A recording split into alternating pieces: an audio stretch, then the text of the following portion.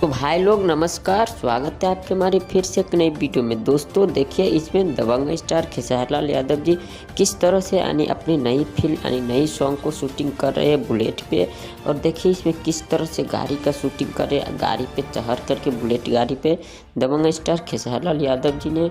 और देखिए किस तरह से शूटिंग कर रहे हैं यानी एक नई वीडियो सॉन्ग का। और ये देखिए किस तरह से शूटिंग कर रहे हैं।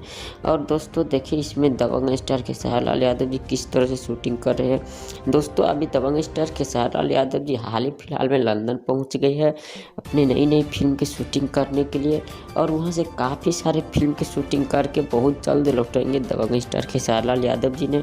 और लंदन अपने अभी जल्द ही यानी हाल ही फिलहाल में पहुँच गए लंदन अपनी नई फिल्म की शूटिंग करने के लिए। दोस्तों आप लोग को जो दबंग स्टार खेसारी लाल यादव जी का ये वाला बुलेट वाला जो वीडियो कैसा लगा, नीचे हमें कमेंट करके ज़रूर बताइएगा।